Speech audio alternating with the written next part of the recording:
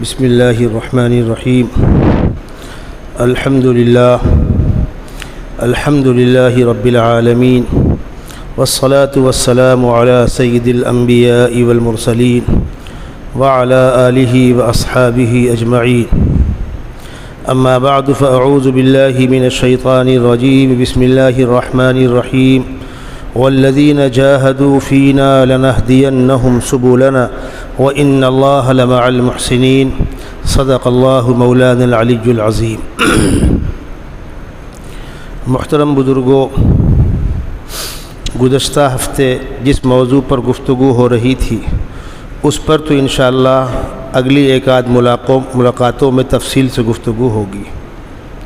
وہ بات تھی اسلامی طور طریقے زندگی میں جن چیزوں سے انسان کا سابقہ پڑتا ہے ان چیزوں کے بارے میں اسلام کیا کہتا ہے اور دنیا کی دیگر قومیں، مذاہب، لوگ کیا کہتے ہیں۔ انشاءاللہ اس پر بھی گفتگو ہوگی۔ آج وقتی طور پر ایک مخصوص عنوان پر گفتگو کرنے کا ارادہ ہے۔ دیکھیے، مسلمان دنیا کے اندر جہاں بھی گیا، اسلام پھیلا مکے سے، مدینے سے، خطہ حجاز سے۔ اللہ کے نبی صلی اللہ علیہ وسلم نے نبوت ملنے کے بعد اپنی 23 سالہ عمر میں، 23 سالہ مدت میں اسلام کے پھیلنے کے، اسلام کی اشاعت کے جتنے راستے ممکن تھے وہ سب اپنائے۔ لیکن بہرحال دنیا بہت بڑی ہے، پیغام پہنچتا ہے۔ اللہ کے نبی صلی اللہ علیہ وسلم کی زندگی میں ہی دنیا کے بعض دور دراز خطوں میں اسلام پہنچ گیا تھا۔ جن دور دراز خطوں میں اسلام پہنچ گیا تھا اس میں آپ کا ملک ہندوستان بھی ہے۔ ابھی گزشتہ چند دنوں پہلے ایک صاحب نے گجرات کے ایک علاقے میں ایک مسجد دکھائی۔ اس مسجد کا رخ بیت المقدس کی جانب ہے۔ جب اللہ کے نبی صلی اللہ علیہ وسلم مدینہ منورہ تشریف لے گئے ہجرت کر کے، تو تقریباً 16 مہینے قبلہ بیت المقدس تھا۔ اسی بنیاد پر اس کو ہم قبلہ اول کہتے ہیں۔ بیت المقدس سے ہم مسلمانوں کے کئی رشتے ہیں۔ ایک تو یہ کہ دنیا کا کوئی بھی آسمانی مذہب وہ ہمارے لیے قابل قدر ہے۔ کوئی نبی پیغمبر ہمارے لیے قابل احترام ہے، اس لیے کہ ہمارے خدا کے بھیجے ہوئے ہیں، ہم سب کا احترام کرتے ہیں۔ اگر پچھلے انبیاء کرام کا ہم احترام نہ کرتے ہوتے تو ان انبیاء کرام کا تذکرہ قرآن میں آتا احترام کے ساتھ۔ تو پچھلے بہت سے انبیاء کرام کا قبلہ بیت المقدس تھا، اور بہت بڑی مقدار میں انبیاء کرام وہاں دفن ہیں فلسطین میں۔ ہمارے پیغمبر سیدنا محمد صلی اللہ علیہ وسلم کی معراج کی پہلی منزل مسجد اقصیٰ ہے، اور اسی مسجد میں آپ نے سارے انبیاء کرام کی امامت فرمائی ہے۔ بہت سی وجوہات۔ تو 16 مہینے تک قبلہ بیت المقدس تھا۔ تو دنیا کے بعض مقامات پر وہ مسجدیں، وہ عمارتیں آج بھی محفوظ ہیں جن کا رخ بیت المقدس کی جانب ہے۔ مدینہ منورہ آپ جاتے ہیں تو وہاں ایک مسجد ہے قباء میں، مسجد قبلتین۔ عام طور پر لوگ وہاں نماز بھی پڑھتے ہیں۔ اللہ کے نبی صلی اللہ علیہ وسلم اس رخ پر نماز پڑھ رہے تھے، نماز میں ہی آپ پر خانہ کعبہ کی تبدیلی اور چینجنگ کی آیتیں اتریں، جس کو مفسرین نے تحویل قبلہ کے نام سے لکھا ہے، تبدیلی قبلہ۔ تو اسی نماز کے اندر آپ گھوم گئے، تو پہلے ادھر رخ تھا پھر ادھر رخ تھا، اس لیے اس مسجد کے اندر 2 قبلے ایک نماز کے اندر ہوئے۔ اس مسجد کا نام ہے مسجد قبلتین۔ تو اللہ کے نبی صلی اللہ علیہ وسلم کی زندگی میں ہی تو یہ واقعہ ہوا تھا۔ ایک مسجد گجرات میں، کسی کو ضرورت پڑے گی تو میں اس جگہ کا نام بھی بتلا دوں گا، موجود ہے۔ کیرلا کے اندر مسجد موجود ہے جو اللہ کے نبی صلی اللہ علیہ وسلم کی زندگی میں ہی بن گئی تھی۔ وغیرہ وغیرہ. یہ میں اس بات کی وضاحت کر رہا ہوں گزشتہ دنوں نہیں، وہ میں بند کرواتا ہوں، اس کو بند رہنے دیجیے، مجھ کو نقصان کرتا. گزشتہ دنوں ایک شخص نے یہ گستاخی کی تھی کہ ہندوستان میں اسلام حملہ آوروں کے ذریعے سے آیا. یہ میں ان کو جواب دے رہا ہوں کہ جن کو حملہ آور کہتے ہو وہ تو بہت بعد میں آئے، اور وہ تو کسی علاقے میں آئے، پورے ہندوستان تو نہیں گئے. اس سے پہلے اسلام موجود تھا، اس سے پہلے مسجدیں موجود تھیں. تو آپ کے منہ میں زبان ہے، آپ بکتے رہیے جو بکنا ہے. حقیقت وہ نہیں ہے. سیدھی سی بات ہے، دنیا کے مختلف خطوں میں اسلام پہنچا، ہمارے ملک ہندوستان میں بھی اسلام پہنچا. یہاں جو اصل قوم تھی یہاں کے اصل باشندے بہت بھولے بھالے سیدھے سادے. ان کو تو بعد میں آنے والوں نے سکھایا، چنی اور چنا. ایک شخص نے شیر سے پوچھا کہ تصویر میں شیر نیچے ہوتا ہے، آدمی اوپر ہوتا ہے، ایسا کیوں؟ تو اس نے کہا اصل میں تصویر وہ انسان بناتا ہے نا، اس لیے وہ اوپر میں نیچے. جب میں بناؤں گا تو میں اوپر، انسان نیچے ہوگا.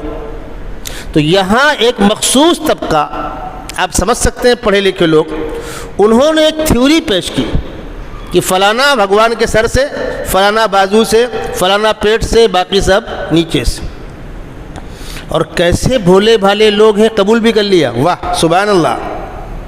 یعنی پیدائشی طور پر کوئی چھوٹا کوئی بڑا، کوئی اونچا کوئی نیچا، دنیا میں اس سے بڑا کوئی ظلم اور زیادتی ہوگی؟ اسلام کہتا ہے سارے انسان ایک ماں باپ کی اولاد. الناس بنو آدم وآدم خلق من تراب. کوئی چھوٹا کوئی بڑا نہیں، کوئی اونچا کوئی نیچا نہیں. ان اکرمکم عند اللہ اتقاکم. اللہ کے نزدیک عزت کا مدار تقوی ہے، خوف خدا ہے، خدمت دین ہے، قربانی دین ہے، انسانیت کی خدمت ہے، بھلائی کا فروغ ہے. یہ چیزیں عزت کا باعث ہیں. اللہ کے نبی صلی اللہ علیہ وسلم نے اپنے طرز عمل سے کئی موقعوں پر صاف اشارہ دیا، دنیا دیکھ لے. مثلا آپ کے خادم خاص حضرت زید ابن حارثہ رضی اللہ تعالی عنہ، ان کا نام بار بار سنتے ہیں آپ، تھوڑا سا تعارف بھی سن لیجئے. ان کو، یہ بیچارے شریف گھرانے کے، آزاد گھرانے کے نوجوان تھے، ظلماً پکڑ کر لا کر مکے میں غلام بنا کر بیچ دیا گیا. حضرت صلی اللہ علیہ وسلم کی زوجہ محترمہ بیوی خدیجہ نے خرید لیا، انہوں نے آپ کو دے دیا خدمت کے لیے. آپ نے حضرت زید ابن حارثہ کو آزاد کر دیا، اپنے پاس رکھ لیا. عام طور پر لوگوں کو نہیں معلوم تھا. حضرت زید ابن حارثہ کے گھر والوں کو اس کی اطلاع ملی کہ ہمارا بچہ مکے میں ہے، وہاں کسی نے خرید لیا ہے. وہ لوگ پیسے ویسے لے کر آئے، آ کر حضرت صلی اللہ علیہ وسلم سے ملے کہ ہمارا بیٹا آپ کے پاس ہے، جو آپ کا خرچہ ہوا ہم سے لے لیجئے، بچہ ہمارے حوالے کر دیجئے. آپ نے کہا مجھے پیسے کی کوئی ضرورت نہیں ہے، وہ آزاد ہے، اگر وہ جاتا ہو تو لے جاؤ. کتنی آسان سی بات ہے. تمہارا بیٹا ہے، جاتا ہے تو لے جاؤ، میں کیوں اس سے کہوں نکل یہاں سے؟ وہ میرے پاس رہ رہا ہے، مجھ کو اس سے محبت ہے، اس کو مجھ سے محبت ہے. گھر والے بہت خوش ہوئے کہ ہمارا بیٹا ہے، ہم اس سے کہیں گے چلو، وہ چلے گا. انہوں نے آ کر کہا، بیٹے نے انکار کر دیا، میں نہیں جاؤں گا. مسئلہ بڑھا، چودھری بلائے گئے، پنچایت بیٹھی.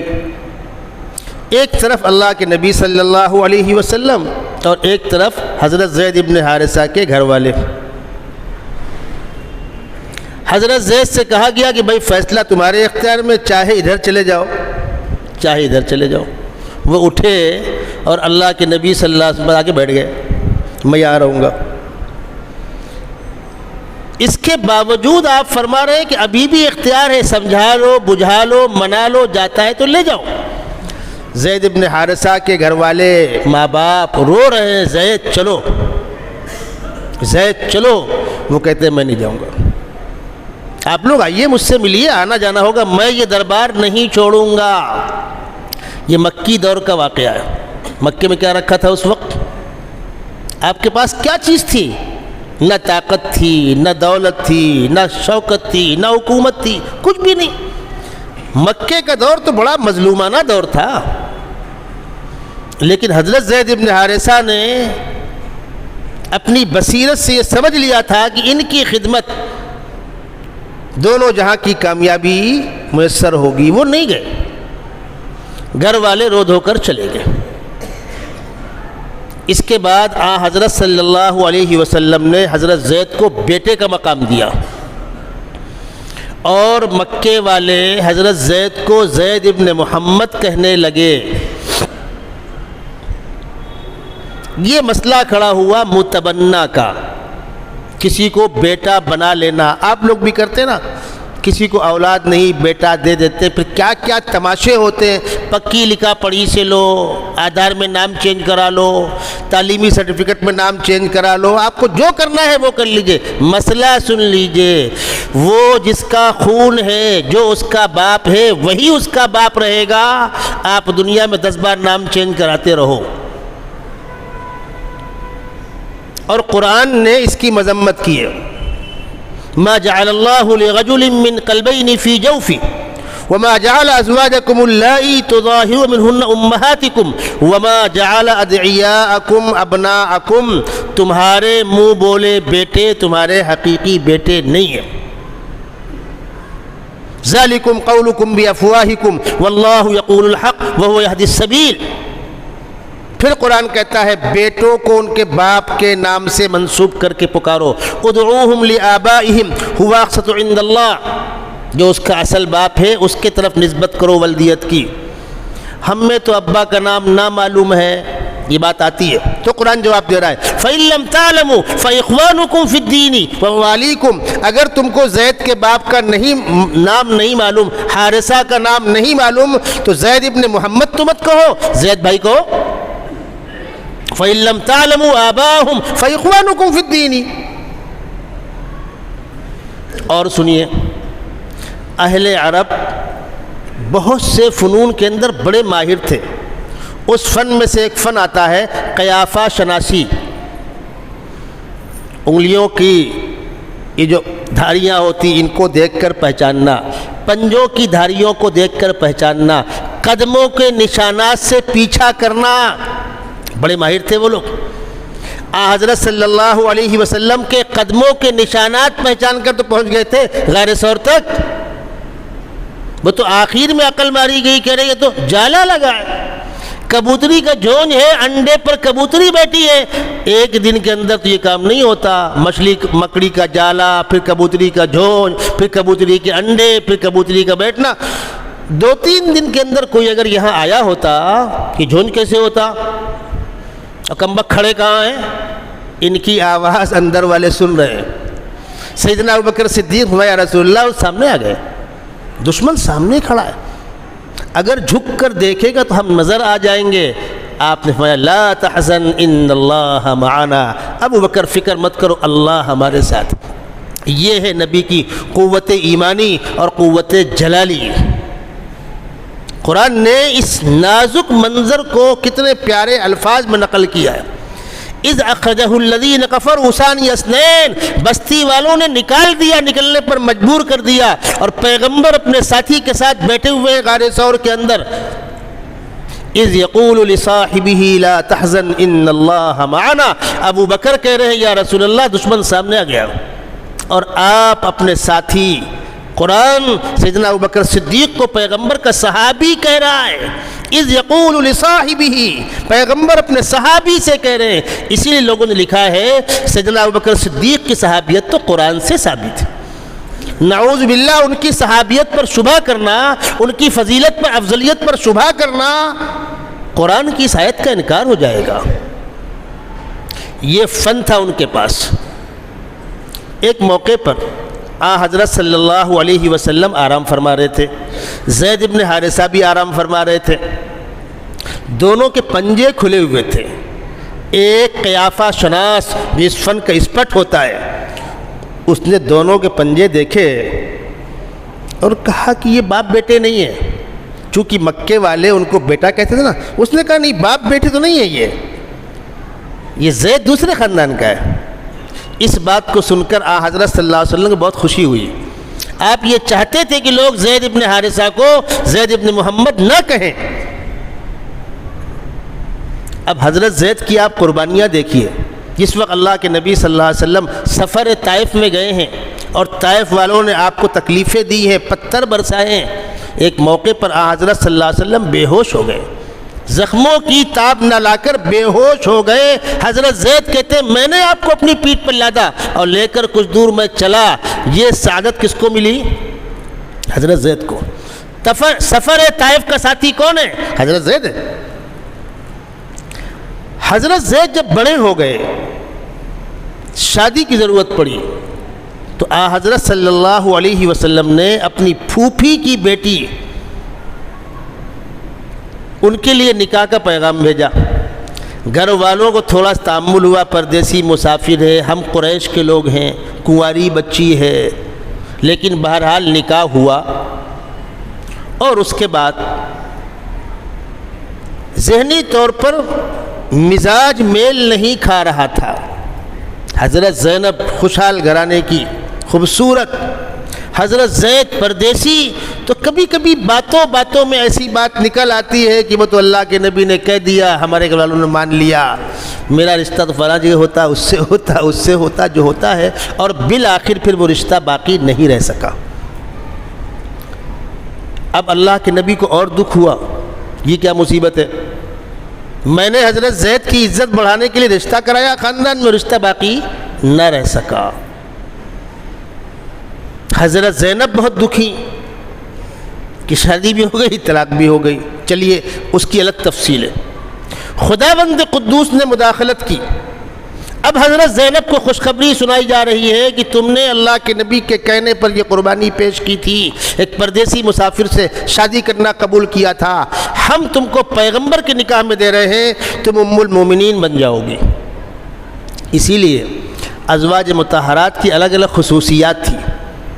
حضرت عائشہ کی الگ خصوصیت، حضرت ام سلمہ کی، حضرت حفصہ کی الگ خصوصیت،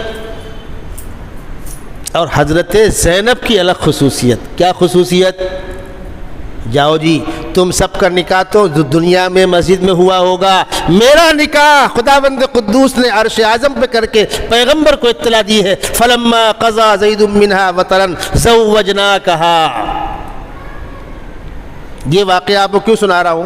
پیغمبر علیہ السلام نے ایک پردیسی مسافر جس نے اپنے گھر والوں کے ساتھ جانے سے انکار کر دیا تھا، آپ کا ساتھ نہیں چھوڑا تھا، اس کو اپنے خاندان کا داماد بنایا کہ نہیں بنایا؟ پھر حضرت زید کی دوسری شادی ہوئی، پھر بچہ ہوا، اس بچے کا نام ہے اسامہ ابن زید، اور وہی اسامہ تو آپ کی گود میں کھیلتے تھے۔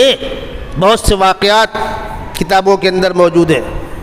اور آگے بڑھیے، حضرت بلال حبشی رضی اللہ تعالیٰ عنہ، کالے تھے، بدصورت تھے، غلام تھے، لیکن جب اللہ کے نبی کے عاشق ہوئے اور پھر آزاد ہونا نصیب ہوا، پھر آپ کی مسجد کے مؤذن بنے،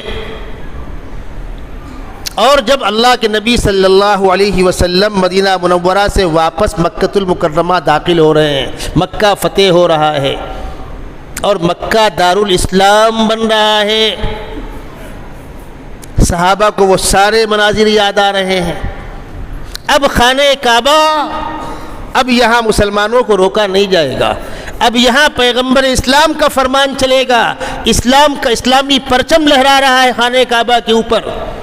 اب پہلا موقع ہے کہ خانہ کعبہ کے اوپر چڑھ کر علل اعلان اذان دی جائے گی۔ اب تک تو ایسا نہیں ہوا تھا، اب تک تو کمزور تھے، مظلوم تھے، جان بچا کر مکے سے باہر نکلے تھے۔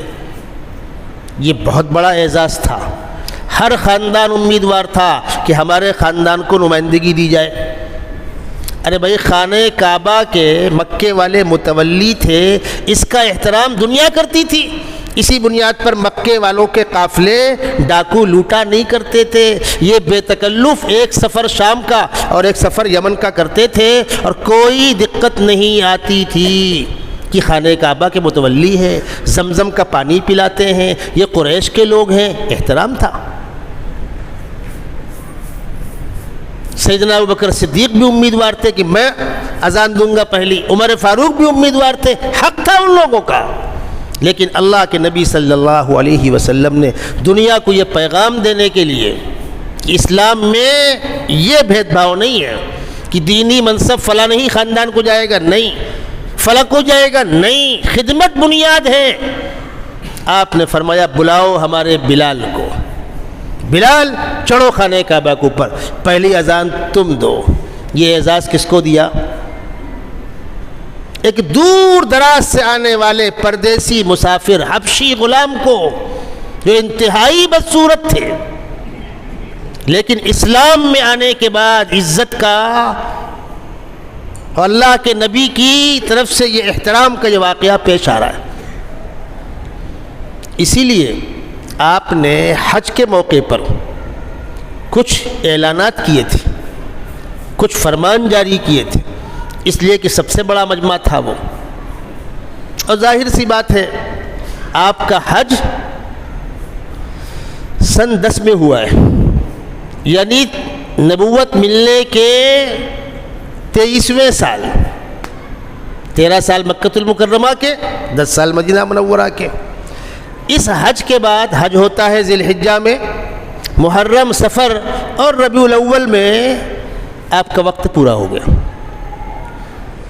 آپ نے عرفات کے میدان میں کھڑے ہو کر اعلان کیا، میرے خاندان کے لوگوں سنو، تم لوگ اپنے آپ کو بڑا سمجھتے ہو، خاندانی بڑکپن، اس گندگی کے کیڑے کو نکالو، اور فرمایا جہالت کی اس رسم کو میں اپنے پیروں تلے رونتا ہوں اور اعلان کرتا ہوں، لا فضل لعربی علی عجمی ولا لعجمی علی عربی، کسی کالے کو گورے پر اور کسی گورے کو کالے پر، ولا لاحمر علی اسود، کسی کالے کو گورے پر کسی گورے کو کالے پر کوئی فضیلت نہیں ہے۔ اللہ کے نزدیک تقوی کا مدار، عزت کا مدار تقوی ہے، انما اکرمکم عند اللہ اتقاکم۔ اور اس کے بعد فرمایا انسانوں ایک دوسرے کا احترام کرنا سیکھو، ایک انسان کا خون دوسرے انسان کے لیے اسی طرح حرام ہے جس طرح اس مہینے کی حرمت، اس شہر کی حرمت، اس سرزمین کی حرمت۔ اسلام کا نقطہ نظر بالکل واضح ہے، خاندانی علاقائی بھید بھاؤ کوئی چیز نہیں ہے۔ کہاں یہ کہ فلانی قوم محترم چاہے وہ کچھ بھی کرے اور فلانی قوم ذلیل چاہے وہ کتنی ہی نیک ہو، اسلام تو کہتا ہے پیغمبر کے گھر والے اطاعت قبول نہیں کریں گے تو جہنم میں جائیں گے۔ ابو لہب کون؟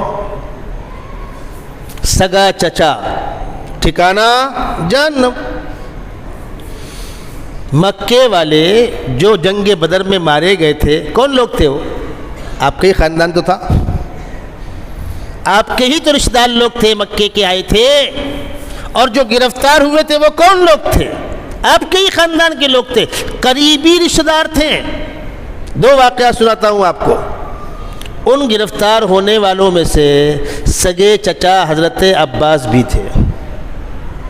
جن لوگوں کو گرفتار کیا گیا ان کو بیڑیاں پیروں میں ڈالی گئی تھیں، بھاگ نہ جائیں۔ فجر کی نماز کے بعد آپ نے صحابہ سے فرمایا میں آج رات بھر سو نہیں سکا۔ صحابہ نے عرض کیا کیوں؟ فرمایا چچا عباس کی بیڑی بہت ٹائٹ تھی، وہ کراہ رہے تھے، وہ آواز میرے کان میں آ رہی تھی، میرے چچا ہیں، میں اس بنیاد پر سو نہیں سکا۔ تو صحابہ نے عرض کیا ڈھیلی کر دی ہوتی بیڑی؟ فرمایا نہیں، سارے قیدیوں کی بیڑیاں ڈھیلی ہوں گی تو چچا کی بیڑی ڈھیلی ہوگی، اسپیشل ٹریٹمنٹ نہیں ہوگا۔ یہ اسلامی نظام ہے، سارے مجرموں کے ساتھ ایک سلوک۔ دنیا سن لے، انصاف اس کو کہتے ہیں۔ دوسرا واقعہ، آپ کے سگے داماد ابو العاص، بڑی بیٹی حضرت زینب کے شوہر، وہ اب تک اسلام میں داخل نہیں ہوئے ہیں، وہ بھی گرفتار ہوئے تھے۔ گرفتار شدگان سے کہا گیا کہ آپ لوگ اتنا اتنا پیسہ بھر دیجئے تو آپ کی رہائی ہو جائے گی، تاکہ ان پیسوں سے اسلحے لے لیے جائیں۔ جنگ بدر تو بے سر و سامانی کے عالم میں لڑی گئی ہے، صحابہ خالی ہاتھ کھڑے تھے، اسی جنگ میں تو فرشتے آسمان سے اترے ہیں۔ جب ابو العاص کی رہائی کے لیے مکے سے پیسہ آیا ہے، ان کی بیوی مکے میں تھی، حضرت صلی اللہ علیہ وسلم کی بڑی بیٹی حضرت زینب، تو حضرت زینب نے اپنے بدن کے زیور نکال کر بھیج دیے شوہر کی رہائی کے لیے۔ ان زیوروں میں سے ایک ہار تھا گلے کا۔ یہ ہار کون سا ہار تھا؟ جو ان کی والدہ محترمہ بی بی خدیجہ نے ان کو دیا تھا۔ اللہ کے نبی کی اس ہار پر نگاہ پڑی تو آنکھوں میں آنسو آ گئے۔ فرمایا دیکھو میری بیٹی نے اپنے شوہر کی محبت میں وہ ہار تک بھیج دیا جو میری بیوی خدیجہ نے اس کو دیا تھا۔ کون تھے یہ؟ پیغمبر اسلام کے داماد تھے، وہ کفر کی حالت میں تھے، وہ اپنے خاندان کی حمایت کر رہے تھے اور گرفتار ہوئے تھے۔ کوئی بھید بھاؤ کیا گیا؟ چچا کو بغیر پیسے کے چھوڑا گیا؟ داماد کو بغیر پیسے کے چھوڑا گیا؟ نہیں، یہ ہے اسلامی مساوات۔ اس بات کو میں زور دے کر اس لیے آپ کے کانوں میں ڈال رہا ہوں کہ جب یہاں یہ مسئلہ کھڑا ہوتا ہے کہ اس تیزی کے ساتھ اسلام کیسے پھیلا، اس ملک میں اس تیزی کے ساتھ اسلام کیسے پھیلا، تو جن کے پیٹ میں درد ہے وہ کہتے ہیں تلوار سے پھیلا، دادا گیری سے پھیلا، غنڈہ گردی سے پھیلا۔ عقل کے ناخن لو۔ دنیا میں اسلام اپنے اخلاق سے پھیلا ہے، دنیا میں اسلام اپنے برابری کے فلسفے اور تھیوری سے پھیلا ہے۔ خواجہ معین الدین چشتی رحمۃ اللہ علیہ کے زمانے میں جو ہم واقعات سنتے ہیں نا کہ 10,000 لوگوں نے لین لگائے کلمہ پڑھا، تو بعد لوگ کہتے ہیں چھوڑو پھیکم پھاک کرتے ہو، اپنی عقل کا علاج کرو۔ سچے واقعات ہیں وہ۔ کیسے ہوا؟ اس ملک میں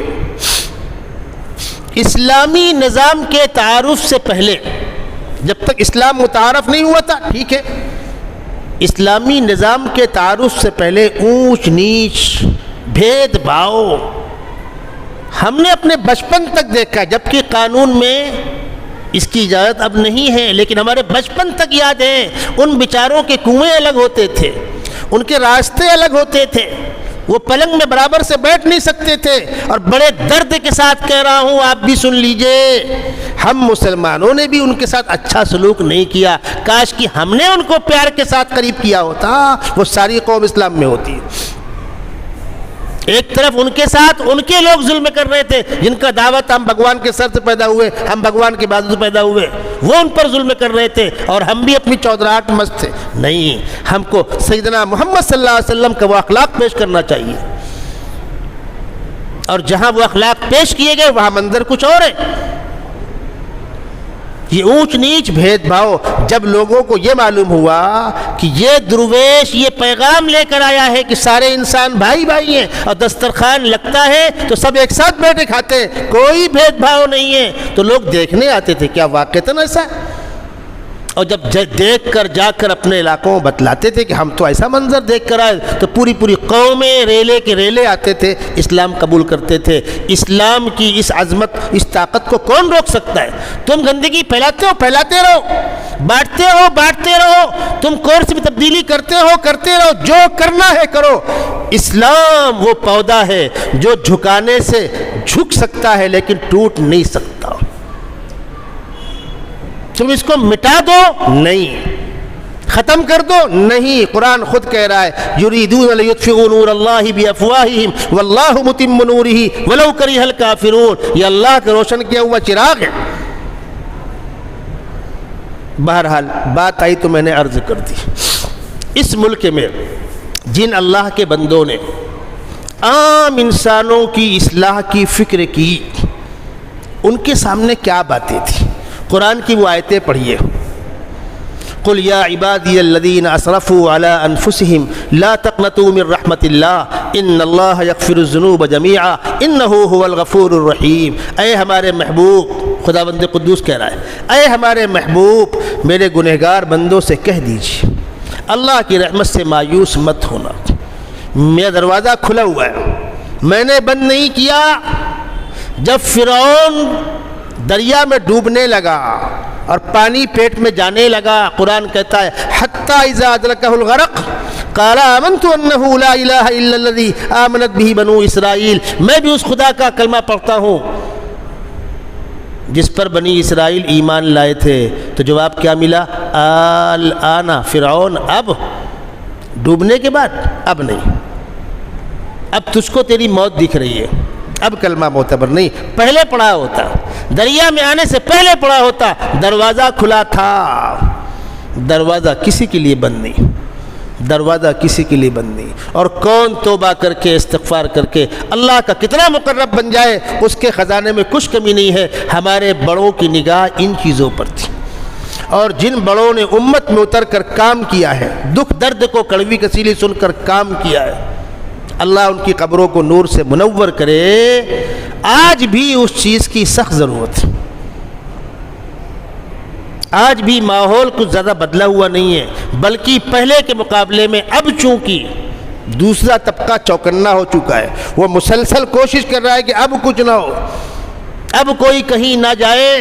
آپ بناتے رہیے اصول، کسی کے ضمیر پر آپ حکومت نہیں کر سکتے، آپ سروں پر حکومت کر سکتے ہو، آپ پراپرٹیوں پہ قبضہ کر سکتے ہو، آپ انکوائریاں نکلوا سکتے ہو، آپ جیل میں ٹھوس سکتے ہو۔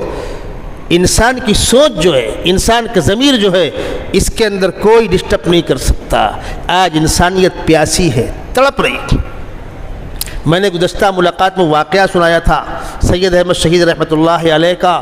انہوں نے 1826 میں اگلا قدم اٹھانے سے پہلے، انگریز کے خلاف اقدام کرنے سے پہلے ملک کا دورہ کیا تھا۔ ان سے پوچھا لوگوں نے کیا کر رہے ہیں آپ؟ کہنے لگے امت کو بیدار کر رہا ہوں، امت کو بیدار کر رہا ہوں۔ اور اگلی بات میں آپ سے کہہ دوں، ہمارے بڑے بھی کہتے تھے اور آج بھی وہی حقیقت، جذبات میں آ کر آستین چڑھا لینا، چنی اور چنا اور نیوں ہم بیدار ہو گئے تو ایسا ہو جائے گا، یہ سب باتیں پرانی ہو گئی، ان کو رکھیے اپنے پاس۔ جب تک دل و ضمیر باطن خدمت کے لیے، قربانی کے لیے تیار نہیں ہوتا ہے، کچھ نہیں ہونے والا۔ قربانی اسی وقت سامنے آئے گی جب ہمارا باطن، ہمارے قلوب، ہماری سوچ وہ دینی بنے۔ اس لیے امت کو دیندار بنانے کے لیے کوشش کی جاتی ہے۔ آج جو دینی تحریکیں کام کر رہی ہیں، جماعت کے لین سے ہو، اہل اللہ کے بیانات کے لین سے ہو، تحریروں سے ہو، وغیرہ وغیرہ، جس طریقے سے بھی ہو، کس چیز کی کتنی اہمیت، کتنی افادیت، الگ الگ حالات، کس بات کی کوشش ہو رہی؟ عمومی طور پر عام انسانیت تک پہنچا جائے۔ کیسے پہنچیں گے آپ مجھے بتلائیں۔ میں سفر کرتا رہتا ہوں، بعض مقامات پر پلیٹ فارم میں وہاں کے مقامی ملازمین جماعت کے ساتھ نماز پڑھتے ہیں، اس میں سے آپ کا بھساول بھی ہے۔ آپ جائیں بھساول میں، کئی جماعتیں ہوتی ہیں، وہاں جو عملہ ہے ٹی ٹیوں کا، قلیوں کا، ملازمین کا، کس کی محنت ہے وہ؟ منماڑ میں آپ جائیں، منماڑ ایک ایسا اسٹاپ ہے جہاں ٹرینیں کچھ دیر تک رکتی ہے۔ وجہ، اسٹاپ تو 5 منٹ کا ہوتا ہے، 3 منٹ کا ہوتا ہے، 10 منٹ گاڑیاں کھڑی ہوتی ہیں، کوئی 15 منٹ 20 منٹ، اس لیے کہ وہاں سکھوں کا بڑا گردوارہ ہے، سکھوں کے چند بڑے گردوارے، سب سے بڑا گولڈن ٹیمپل پنجاب، آپ کا نادیڑ، منماڑ۔ تو منماڑ چونکہ بڑا جنکشن ہے تو وہاں سکھ لوگ اپنے لوگوں کو ناشتہ دیتے ہیں، اتر کر بڑے بڑے مالدار سکھ جا کر پرساد سمجھ کر، تبرک سمجھ کر لے کر آتے ہیں، کھاتے ہیں، گاڑیاں رکتی ہیں۔ وہاں منماڑ اسٹیشن سے لگ کر مسجد ہے، میرا جانا ہوا اس کے اندر، میرے خیال جماعت کا مرکز بھی ہوگا وہ۔ ان لوگوں نے بتلایا کہ مولانا یونس صاحب رحمۃ اللہ علیہ ہمارے مہاراشٹر کے امیر وہ تشریف لائے تھے. انہوں نے مسلمانوں سے کہا کہ تم بھی رمضان کے مہینے میں افطار اور سحری کا انتظام کرو, گاڑیاں گزرتی ہیں یہاں سے. تو ان لوگوں نے کہا مولانا کام تو بہت مشکل ہے. فرمایا شروع کرو, 10 لوگوں کو دو, 10 لوگوں کو کھجور پانی دو, 10 لوگوں کو سحری میں دودھ سیوئی دو. شروع کیا. وہ کہنے لگے مولانا آج الحمدللہ ہم سینکڑوں نہیں ہزاروں لوگوں کو دے رہے ہیں. جب شام کو عصر بعد ٹرین وہاں پہنچتی ہے, ایک نوجوان ٹولی وہاں کھڑی ہوتی ہے. بھائی روزہ دار کون کون ہے, روزہ دار کون کون ہے؟ وہ گاڑیوں میں جھانک جھانک کر پوچھتے ہیں اور ان کو فوراً افطار کا سامان دیتے. سحری کے وقت 3 ساڑھے 3 بجے گاڑیاں پہنچتی ہیں. بھائی کوئی روزہ دار مسلمان, کوئی افطار مسلمان کرے گا, کوئی سحری کرے گا مسلمان. کام بہت چھوٹا ہے لیکن غور کیجئے اللہ کے بندوں کی نگاہیں کتنی دور. اس ملک میں جن بزرگوں نے دعوت کا کام شروع کیا, محنت کی, آگے بڑھایا, ان کا نشانہ, ٹارگٹ, مثال سمجھ لیجیے. ایک آدمی مدرسے میں پڑھ رہا ہے, کسی عالم سے مربوط ہے, وہ حد درجہ افضل ہے, اس میں کوئی انکار نہیں ہے. مدرسے میں پڑھنے والے طلبہ, پڑھانے والے اساتذہ, وہ امت کا افضل ترین طبقہ ہے, اس لیے کہ وہ میراث پیغمبر کی امانت سنبھال رہے ہیں. وہ قرآن کی خدمت کر رہے ہیں, وہ حدیث کی خدمت کر رہے ہیں, وہ فقہ کی خدمت کر رہے ہیں. یہ روح ہے ہماری, اس کے بغیر زندگی گاڑی ایک قدم نہیں چلنے والی ہے. ابھی آپ نے وضو کیا, پانی کی پاکی طہارت کے مسائل اگر امت کو نہ بتلائے جائیں گے تو وضو کیسے ہوگا؟ جس کپڑے کو پہن کر آپ نماز پڑھنے کھڑے ہو رہے ہیں, اگر یہ کپڑا ہی پاک نہ ہوگا تو نماز کیسے ہوگی؟ آپ کاروبار کر رہے ہیں, پیسہ کما کر بھلے کاموں میں لگائیں گے, کاروبار ہی آپ کو دینی طور پر کرنے کا علم نہ ہو تو کیسے کاروبار کریں گے آپ؟ حلال و حرام کا امتیاز نہ ہو تو کیسے کریں گے؟ میں آپ کو واقعہ سناؤں, بڑے معتبر ذریعے سے مجھ تک یہ اطلاع پہنچی. ایک جماعت بنگلور میں گئی, ایک صاحب مسجد میں ایک کنارے میں اللہ اللہ کرتے تھے. ان کے احوال پوچھے, کہنے لگے سرکاری ملازم تھا, ریٹائر ہو گیا ہوں, بچے بڑے ہو گئے ہیں, بچیاں اپنے اپنے گھروں میں خوش ہیں, گھر میں نوکر چاکر ہیں, میں اللہ اللہ کرتا ہوں. جو مجھ کو پیسہ ملا تھا, ریٹائرمنٹ پر ایک بڑی رقم ملتی ہے, میں نے فکس میں ڈال دیا, اس کا نفع آتا ہے, میرا گھر چلتا ہے, میں اللہ اللہ کر رہا ہوں. یا اللہ, یہ اس فکس رقم کی آمدنی کو نفع سمجھ رہے ہیں. تب ان کو بتلایا بھائی آپ بھول کر رہے ہو, جب یہ پیسہ ہی حرام ہوگا تو نہ نماز قبول ہوگی, نہ روزہ قبول ہوگا, نہ حج, نہ زکوٰۃ, نہ کوئی قربانی. تو یہ مسائل امت کا جو طبقہ امت تک پہنچا رہا ہے, یہ امت کا افضل ترین طبقہ ہے. عقائد, خدا کی خدائی, رسول کی رسالت, مرنے کے بعد سوال و جواب, میدان محشر, حلال و حرام, حقوق. لیکن دوسرا طبقہ جس کو علماء نے سنوارا ہے, مولانا الیاس صاحب, مولانا یوسف صاحب, مولانا انعام صاحب, میں کتنوں کے نام لوں. حضرت مولانا عمر صاحب رحمۃ اللہ علیہ میرے والد صاحب کے ساتھی تھے, 12 ہماری ملاقات ہوئی, لپٹا لیتے تھے. وہ مولانا عمر صاحب دارالعلوم دیوبند کے طالب علم ہیں, وہ دارالحدیث میں آتے تھے, میں نے خود دیکھا ہے. دارالعلوم کی دارالحدیث میں وہ آ کر بیٹھتے تھے. سال کے آخر میں ایک ہوتی تھی مجلس, چھٹی کا وقت آ رہا ہے, طلباء نکلیں گے, اور ایک بات فرما کر رو دیا کرتے تھے. کہتے تھے عزیز طلباء, میں بھی اس درسگاہ کا طالب علم ہوں, میں بھی انہیں اساتذہ کی جوتیوں کا طفیل ہوں, مجھے فخر ہے میرے قاسمی ہونے پر. لیکن آئیے امت کے حالات دیکھیے, نکلو باہر, امت کے حالات دیکھو. یہ بالکل حقیقت ہے, بالکل سیدھا سادہ ہلکا پھلکا عام آدمی جس کو لے کر چل سکے. اس میں مسائل کی بحث نہیں, اختلافی باتیں نہیں, عقائد نہیں. وہ کہاں مدرسوں میں, اس سے انکار ممکن نہیں ہے, اس کی عظمت کا انکار ممکن نہیں ہے. ہمارے مدھیہ پردیش میں اس علاقے میں سب سے بڑی خدمات مولانا صدیق صاحب بانگت اللہ علیہ کی. راستے نہیں تھے, دریاؤں میں پل نہیں تھے. مولانا صدیق صاحب کے انتقال کے بعد بمبئی میں حج ہاؤس میں جلسے تعزیت میں مفتی عبدالرزاق صاحب جو مدھیہ پردیش کے بڑے عالم دین تھے, انہوں نے فرمایا میرا صوبہ ہے, میں جانتا ہوں جہاں ہم نہیں پہنچ پاتے تھے وہاں مولانا صدیق صاحب پہنچتے تھے. ایسے ایسے علاقے پوچھیے مت، تفصیل کا موقع نہیں، ایک واقعہ سنا رہا ہوں۔ ایک جماعت ہمارے ہتھورا گاؤں میں آئی تھی، اس جماعت کی ملاقات اس جماعت سے ہوئی تھی جس کا واقعہ ہے۔ انہوں نے بتلایا ایک گاؤں میں گئے، بھائی مسجد کہاں ہے؟ دیکھا تالا بند ہے۔ بھائی مسجد میں تالا بند ہے؟ ہاں وہ 25-30 سال پہلے تالا مار دیا گیا ہے، چابی پردھان جی کے پاس، پردھان جی کھیت میں گئے ہوئے ہیں، ان کے آنے کا انتظار کیا گیا۔ پردھان جی چابی دے دیجیے۔ ارے نہیں بابا مسجد نہیں کھولیں گے، کچھ ہو جائے گا تم جاننا۔ ارے کھول دو بھائی۔ پورا گاؤں جمع ہوا، سب کی موجودگی میں ان کو چابی دی گئی۔ ان لوگوں نے تالا کھولا، گھاس واس صاف کی، وضو کیا، اذان دی، نماز پڑھی۔ گاؤں کا کوئی بندہ آنے کو تیار نہیں، سب لوگ سو گئے۔ کان میں یہ آواز پڑی تھی نا کچھ ہوتا ہے یہاں، کوئی شے لگتی ہے، تو امیر صاحب کو فکر تھی کہ یا اللہ کیا ہوگا۔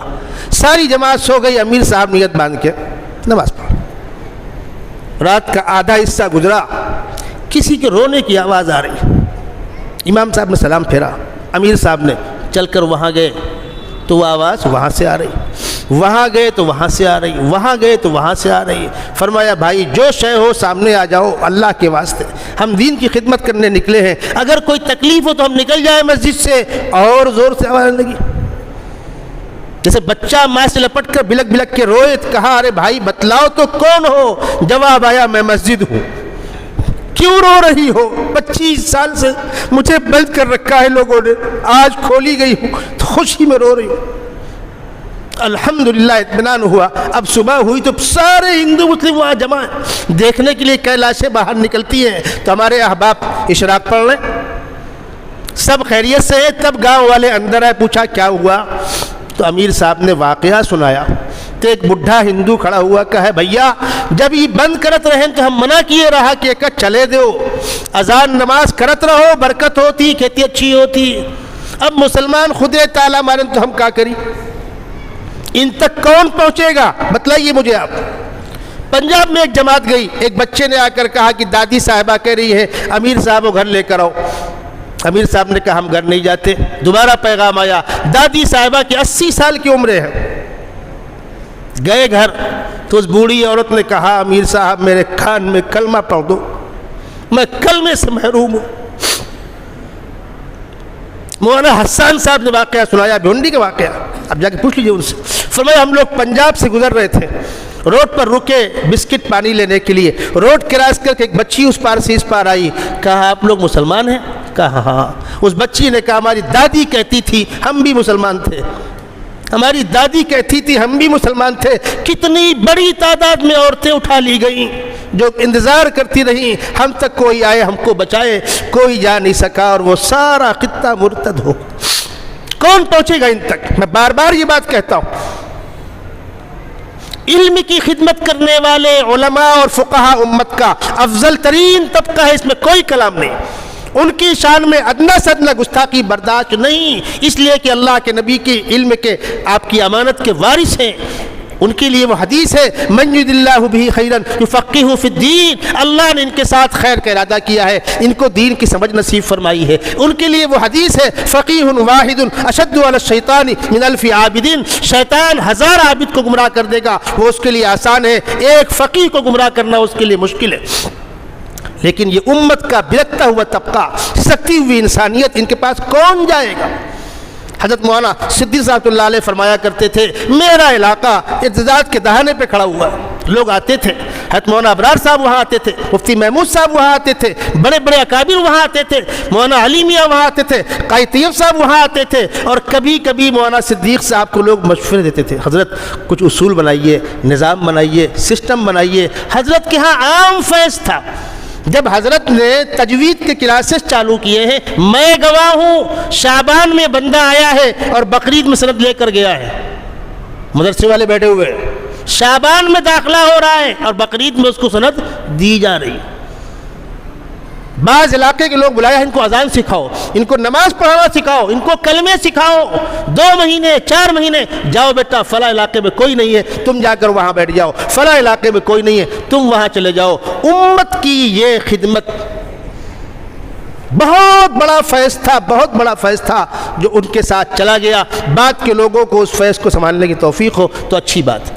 آج اس وقت اس ملک کے بگڑے ہوئے حالات میں ٹھیک ہے الیکشن ہوگا، اتار چڑھاؤ ہوگا، کچھ لوگ لگے ہیں اس میں لگے رہیں گے، تنظیمیں اپنا کام کرتی رہیں گی، کہیں فساد ہوتا ہے، سیلاب آتا ہے، ابھی کوکن کا سیلاب آیا تھا، ہم لوگ نکلتے ہیں امت کے بیچ میں، ہمارے کانوں تک آواز آتی ہے، یہ تو چاہتے ہی ہے کہیں کچھ تباہی ہو تو سمیٹے آدھا بانٹے آدھا کھائیں، یہ آوازیں ہمارے کان میں آتی ہیں۔